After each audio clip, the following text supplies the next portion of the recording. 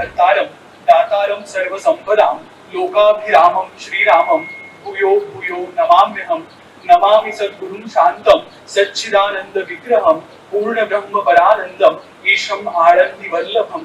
प्रपन्न पारिजाताय तोत्र वेत्रैक पाणये ज्ञान मुद्राय कृष्णाय गीतामृतरुधे नमः।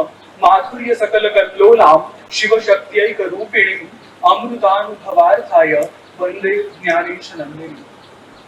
असं म्हणतात की यशस्वी होणं हे रक्तात नव्हे तर मनात असावं लागतं। यश मिळो अथवा न मिळो सदैव झुंज देत राहावं लागतं। माणूस जहागिरी नाही तर कर्तृत्वाने मोठा होतो आणि म्हणून तसं सामर्थ्य अंगी बाळगावं लागतं। आणि हेच सामर्थ्य अंगी बाळगत नेतृत्व कर्तृत्व आणि दातृत्व या तिन्हींचा संगम साधत जी व्यक्ती आपला प्रवास करतात ना ते कालपटलावरती आपली अमिट अशी छाप सोडण्यात यशस्वी होतात। आणि म्हणूनच अशा प्रकारे महाराष्ट्राच्या नेतृत्व बदलाच्या चळवळीतील सहभागापासून ते मग पुढे आमदार खासदार आणि मंत्रीपदापर्यंत मजल मारत आपलं नेतृत्व हाजिरा गॅस प्रकल्पासारखे आणि बजाज ऑटो प्लांट सारखे प्रकल्प मराठवाड्यासाठी खेचून आणत आणि मराठवाड्यामध्ये पहिला खताचा कारखाना उभा करण्यापर्यंत आपलं कर्तृत्व दाखवून देत आणि ज्ञानोपासक शिक्षण मंडळासारख्या संस्थेच्या माध्यमातून हजारो परिवारांना नाममात्र शुल्कामध्ये माफक दर्जामध्ये उत्तम दर्जाचं शिक्षण उपलब्ध करून देत आपलं दातृत्व सिद्ध करणाऱ्या मराठवाड्याचे कर्मवीर नेते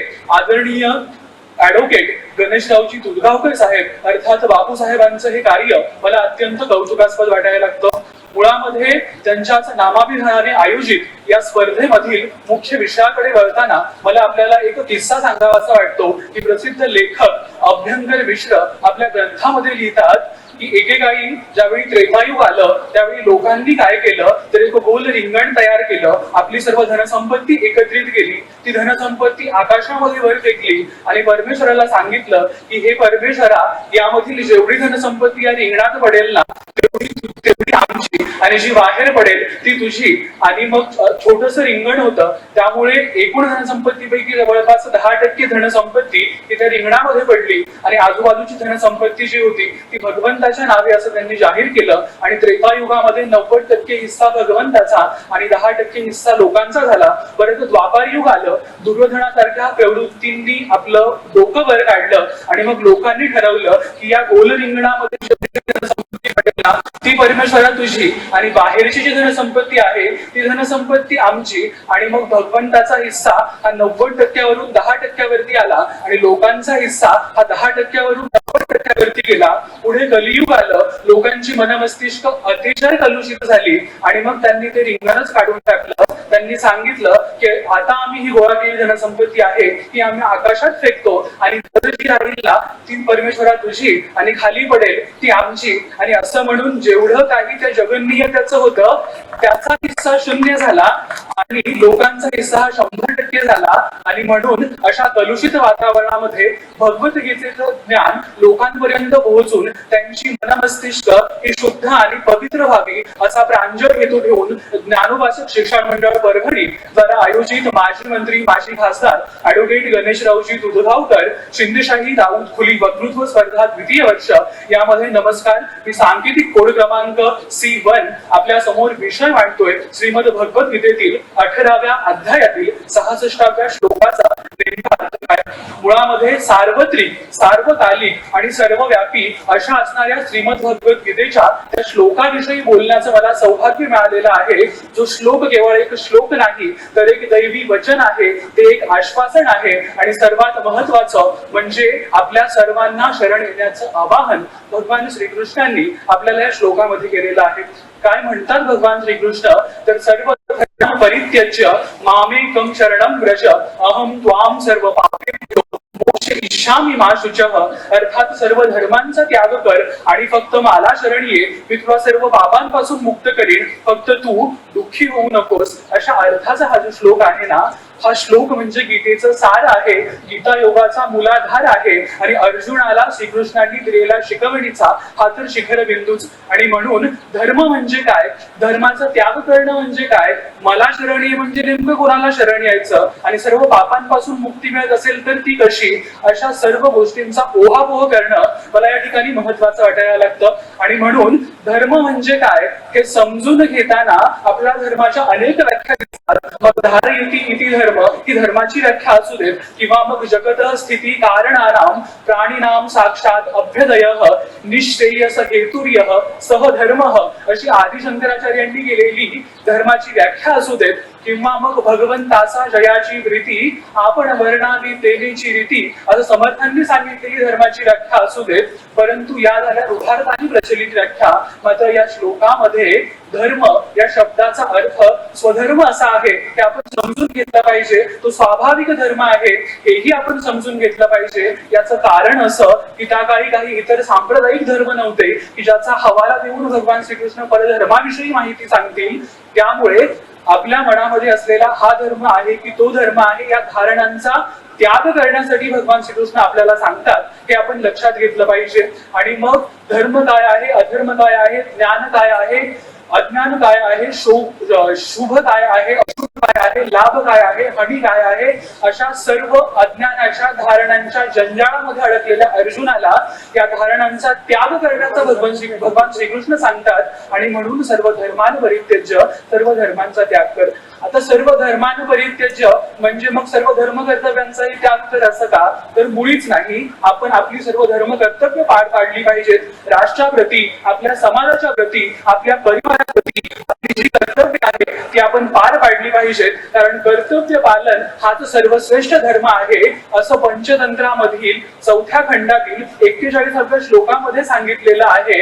तो जो श्लोक आहे तो श्लोक असा आहे की तो जो श्लोक आहे तो श्लोक मुळामध्ये तो जो श्लोक आहे तो त्यांनी असा सांगितलेला आहे की नच कर्मं परित्याज्यम एषः धर्म सनातनः असा तो श्लोक आहे.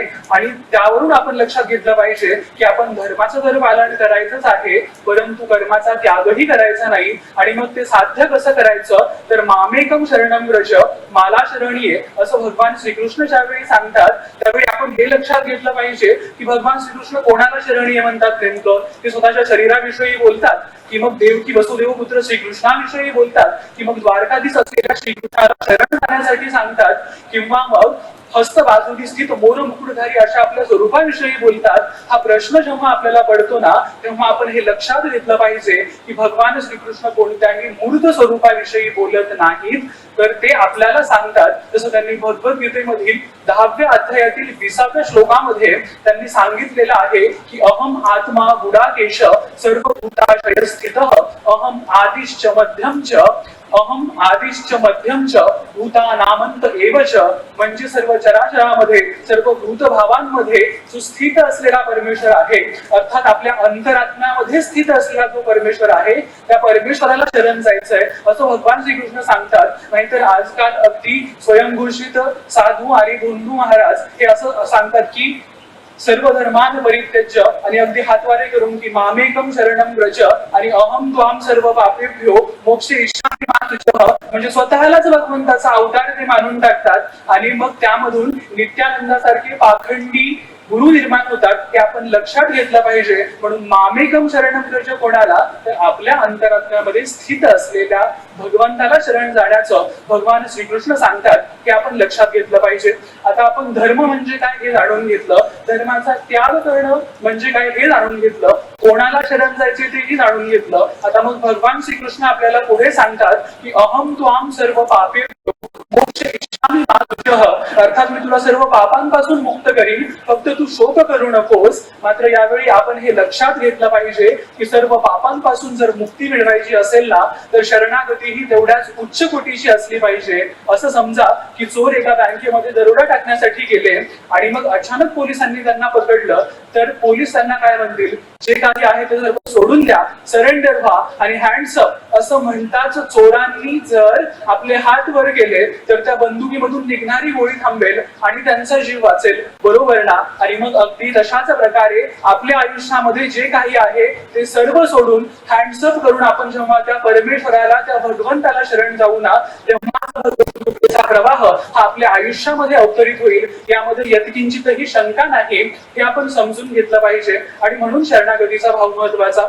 मुळामध्ये जे काही आहे ती परमेश्वराची इच्छा, जे काही करतो आहे ते परमेश्वरच करतो आहे असं म्हणणं, करायचं तर सगळं आपणच, मात्र तो परमेश्वर करतो आहे अशी भावना ठेवणं म्हणजे शरणागतीचा भाव. आणि म्हणून प्रसिद्ध आध्यात्मिक गुरु स्वामी आत्मजानंद बंगालीमध्ये सांगतात की तोमार कर्म तुम्ही करो लोके बोले करी आम्ही, सकल तुम्हारी इच्छा इच्छामयी तारा तुम्ही. असा तो शरणागतीचा जो भाव आहे तो आपल्या अंतरात्म्यामध्ये आपण स्थित करायचा आहे. आणि जसं 11व्या भगवद्गीतेमधील 11व्या श्लोकातील 33व्या अध्यायामध्ये सांगितलेलं आहे की मयै द्वैते निहिता सर्वमेव निमित्त मात्रम भवसत्य साचिन, तसं आपण केवळ निमित्त मात्र आहोत हा भाव आणि इदम न ममची भावना आपण ठेवली ना की ती शरणागतीचा भाव आहे, ते आपण समजून जायला पाहिजे. जसं जागतिक सर्वधर्म परिषदेमध्ये स्वामी विवेकानंद सांगतात की all the streams having the different paths leads and mingles their water into the single sea, so O lord all the paths which men takes all leads to the you. अर्थात नद्यांची जशी वेगवेगळी उगमस्थानं असतात परंतु ती शेवटी समुद्रालाच येऊन मिळतात, त्याप्रमाणे हे परमेश्वरा मार्ग कितीही असले तरी ते शेवटी तुलाच येऊन मिळतात. आणि मग संत कबीरांनी सांगितल्याप्रमाणे हरी नहीं अब हरी है मैं नाही, सब अंधियारा मिट गया जब दीपक देखा माही. अर्थात जेव्हा माझ्यामध्ये अहंकार होता तेव्हा हरी नव्हता आणि जेव्हा मी अहंकाराचा त्याग केला तेव्हा मला अंतरात्म्यामध्ये साक्षात परमेश्वराचं दर्शन झालं. म्हणून तो जो आपल्यामधील जो अहंकार आहे तो सोडून द्यायचा आणि परमेश्वराला शरण जायचं, एवढा हा साधा सोपा अर्थ आहे. आणि म्हणून शेवटी काय तर आपण आपली धर्म पालन कर्तव्य करताना अहंपणाचा त्याग करणं, परमेश्वराला शरण जातेवेळी आपल्या आत्मदेवालयामध्ये स्थित असलेल्या परमेश्वराप्रती शरणागती पत्करणं आणि मग त्यातून आपल्याला मिळणारी सर्व पापांपासूनची मुक्ती. आणि आपण मुक्तिपथावरती गेल्यानंतर मग आपल्याला शोक न करण्याची मिळणारी अंतःप्रेरणा, हा या श्लोकाचा नेमका अर्थ आहे. संपूर्ण जीवनाचा सार सांगणारा हा श्लोक आहे. आणि म्हणून शेवटी काय तर मा शुचः दुःख करू नकोस, कारण शरणागतीतच खरं स्वातंत्र्य आहे, शाश्वत आनंद आहे आणि सुख आहे. म्हणून ते शाश्वत आनंद, तो शाश्वत सुख आपल्या सर्वांना प्राप्त हो एवढाच आशावाद. मनपूर्वक धन्यवाद.